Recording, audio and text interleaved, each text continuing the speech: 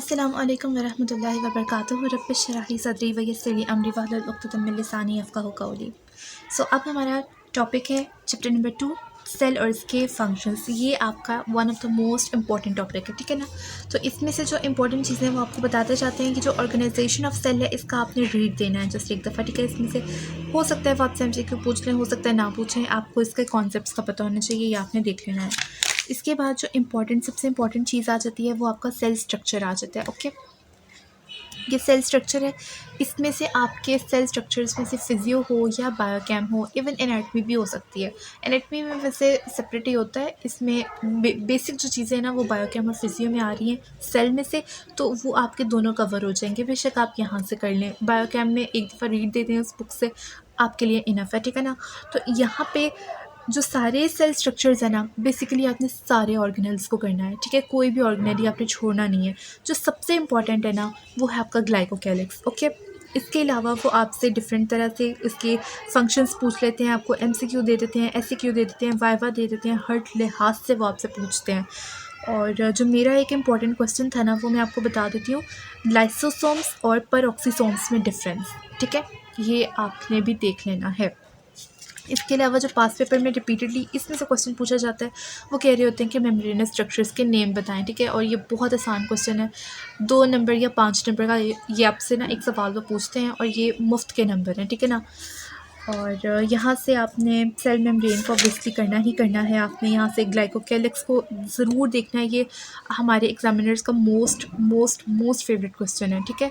और यहाँ से integral and peripheral cell membrane proteins, ये वाला एक बहुत इंपॉर्टेंट क्वेश्चन है, इंटीग्रल और पेरिफेरल जो प्रोटीन्स है ना इनके डिफरेंस का, ये भी आपने देख लेना है, ये वाइवा में आपसे पूछ सकते हैं, ठीक है ना।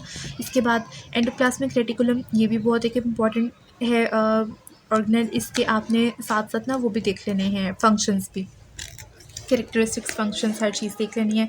और ये जो स्मूथ एंडोप्लाज्मिक रेटिकुलम है और रफ एंडोप्लाज्मिक रेटिकुलम है, इनके फंक्शंस देख लेने हैं, इनके डिफरेंसेस देख लेने हैं। ये एमसीक्यू में पूछा जाता है, बार बार पूछा जाता है।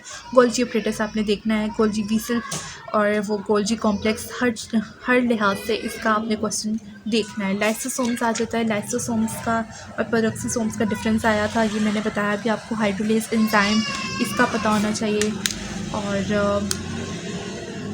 एंजाइम्स और हाँ, इसके आपने लाइसोसोम्स के देख लेते हैं, इसके अंदर क्या है एंजाइम्स और कौन कौन से और इसके फंक्शंस क्या हैं, ये आपने देख लेना है।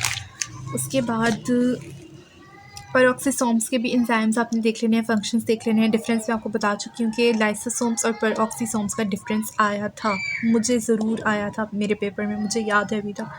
इसके अलावा माइटोकॉन्ड्रिया, इसके फंक्शंस आपने देखने हैं, ये पावर हाउस ऑफ सेल है, ये देख लेना है, इसको एक दफ़ा रीड देना है, इंपॉर्टेंट पॉइंट्स को आपने मार्क कर लेना है, हाईलाइट कर लेना है। साइटोस्केलेटन भी, इसमें से भी आपके एमसीक्यूज़ आ सकते हैं। न्यूक्लियस और न्यूक्लियोलस का डिफरेंस आ सकता है। यहाँ पे एक मैंने पॉइंट लिखा हुआ है पोलीसोम, ये आप पोलीसोम को भी सर्च आउट करके तो देख लीजिएगा। और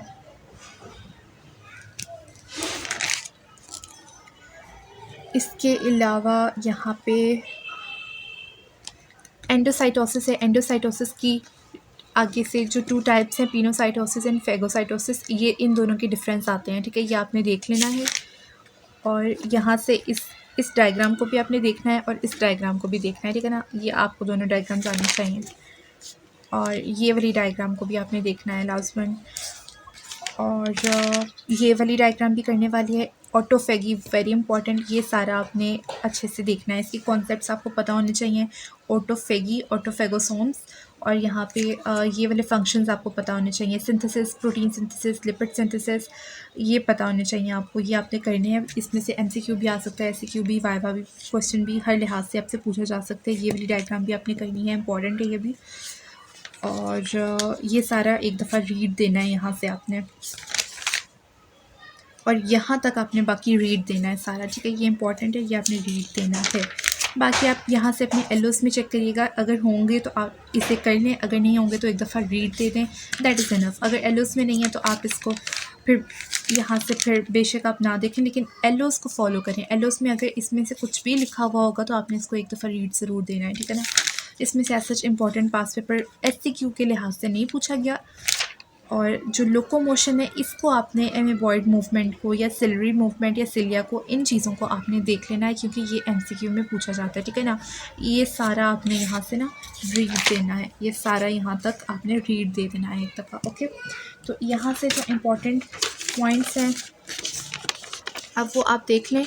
इसमें से वो क्या आपसे ये पास पेपर के सारे क्वेश्चंस हैं, ठीक है। ये पास पेपर में आए हुए हैं, पूछे गए हैं आपसे, आपने इनको देखना है। ये आपके लास्ट चैप्टर में से था, पॉजिटिव एंड नेगेटिव फीडबैक मैंने बताया था, गेन ऑफ कंट्रोल सिस्टम भी। ये आप दोनों क्वेश्चंस पास पेपर में रिपीटेडली पूछे गए हैं, लास्ट चैप्टर में से हैं।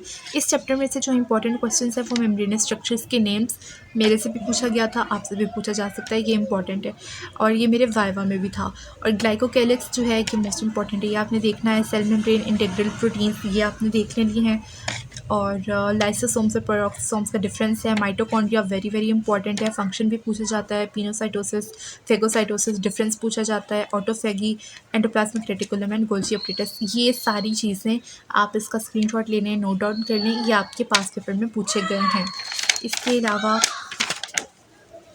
ये इंपॉर्टेंट टॉपिक्स हैं, इसका भी आप चाहें तो नोट डाउन कर लें। ये सारे इंपॉर्टेंट टॉपिक्स हैं जो कि मैंने आपको वीडियो में बता दिए हैं, ठीक है ना। तो आपने इनको भी करना है अच्छे से।